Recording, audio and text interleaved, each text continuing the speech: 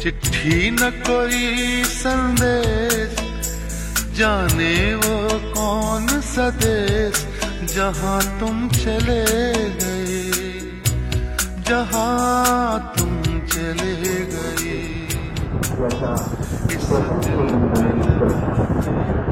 आयोजित कार्यक्रमाचे प्रमुख मान्यवर सन्मान्य सदस्य मकरंद पाटील आबा, आमदार वाई खंडाळा महाबळेश्वर विधानसभा मतदारसंघ यांचे नुकतेच आगमन झालेले आहे।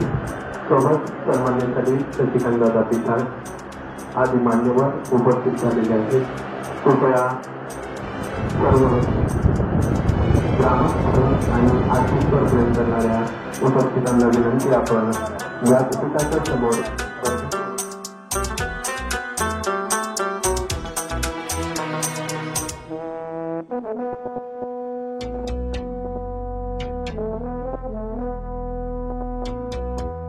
हर चीज पे अश्कों से लिखा है तुम्हारा नाम, ये रास्ते घर गलियां तुम्हें कर ना सके सलाम। हाय दिल में रह गई बात, जल्दी से छुड़ा कर हाथ, कहाँ तुम चले गए।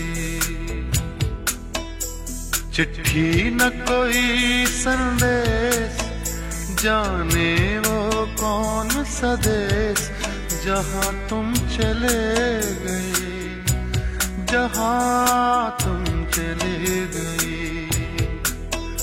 इस दिल पे लगा के ठेस, जाने वो कौन सा देश, जहाँ तुम चले गए।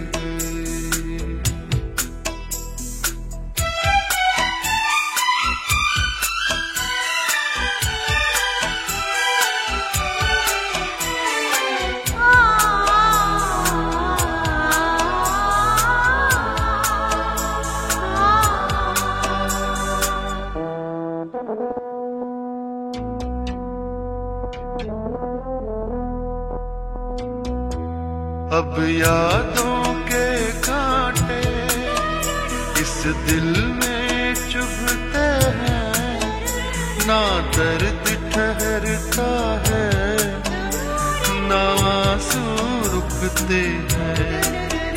तुम्हें ढूंढ रहा है प्यार, हम कैसे करें इकरार कि हाँ तुम चले गए। चिट्ठी न कोई संदेश, जाने वो कौन सा देश, जहाँ तुम चले गए, जहाँ तुम चले गए।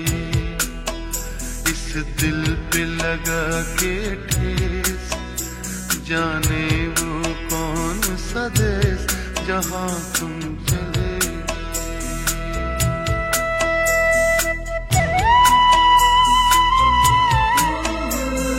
स्वागत यामध्ये सन्मान्य सदस्य मकरंद पाटील आबा यांचे महाबळेश्वर विधानसभा मतदारसंघाचे जननायक आमदार मकरंद पाटील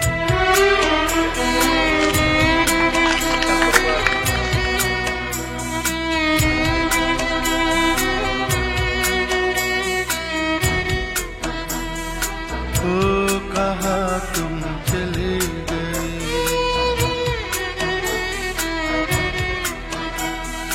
ओ कहाँ तुम चले गए।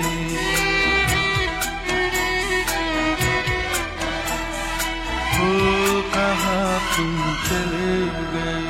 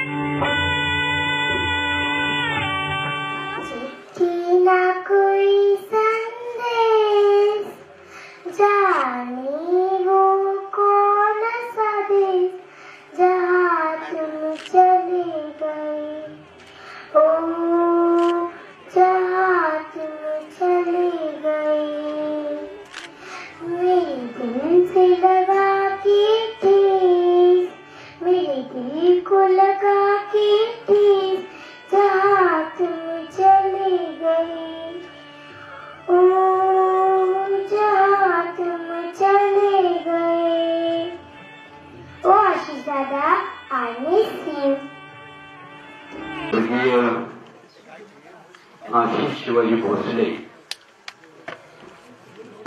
यांचं पुण्यस्मरण हा कार्यक्रम या ठिकाणी आज आयोजित केलेला आहे आणि या कार्यक्रमासाठी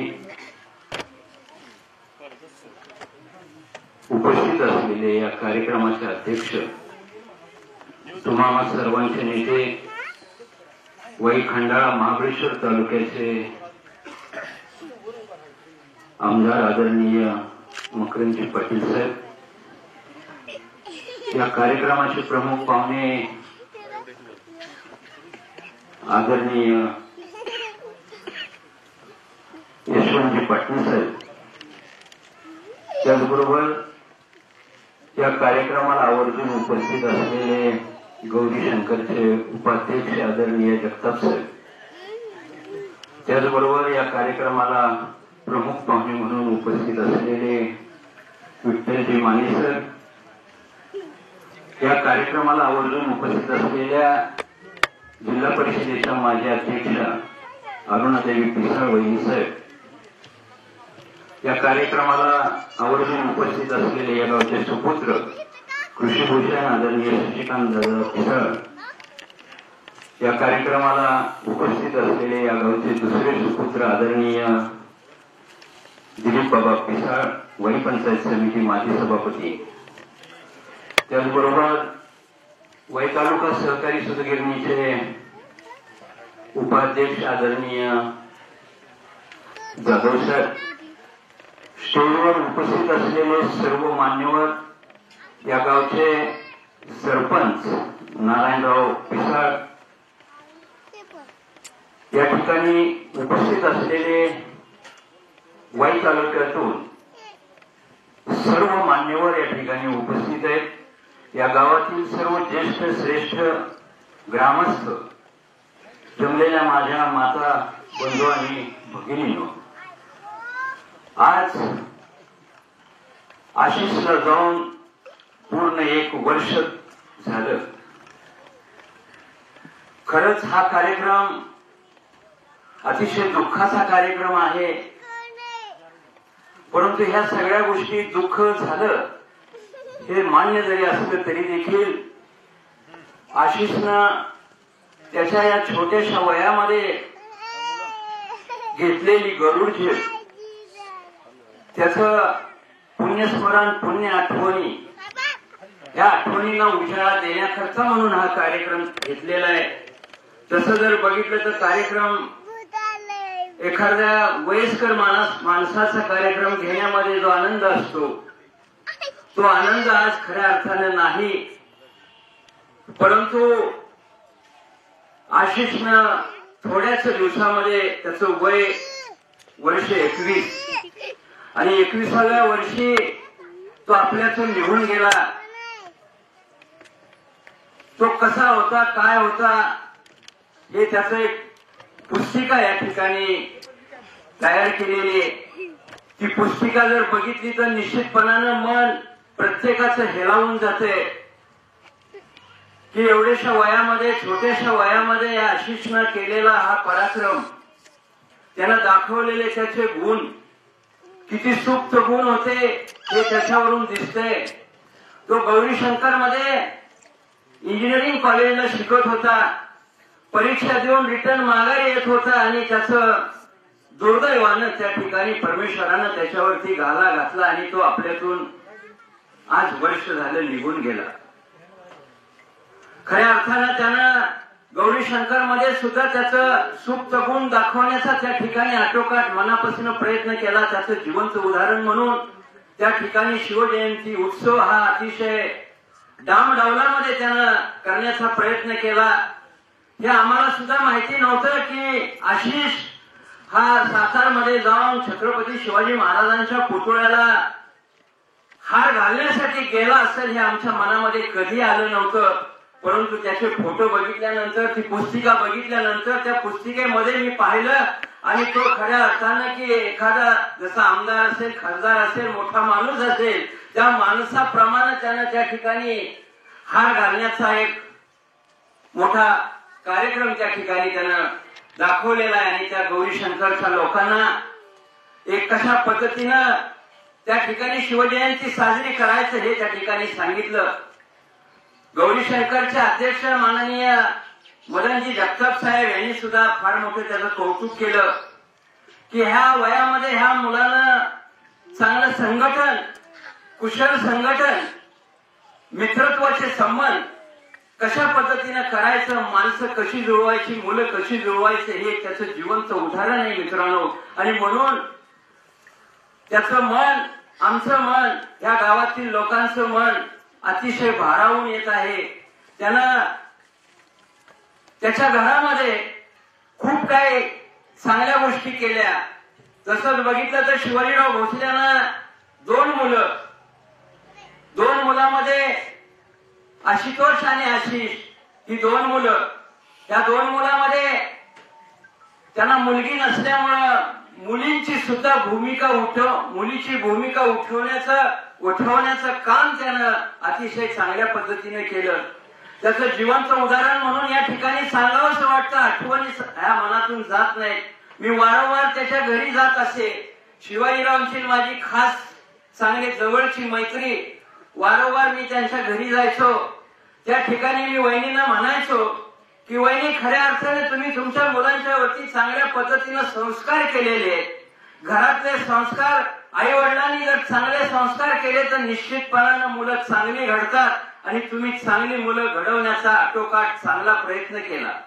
ही दोन्हीच्या दोन्ही मुलं वाईमध्ये महिला शिक्षण संस्थेमध्ये महिला स्नेहवर्धक शाळेमध्ये होत्या आणि माझाही मुलगा त्याच शाळेमध्ये होता. वहिनी त्या ठिकाणी यायच्या आणि त्या शिक्षकांना, पालकांची ज्या वेळेला मीटिंग असायची त्या मीटिंग मध्ये त्या स्वतः उठून उभं राहून सांगायच्या, अडीअडचणी विचारायच्या, जे काय वाटायचं त्या ठिकाणी त्या प्रकट मोकळ्या मनानं त्या ठिकाणी विचारत होत्या.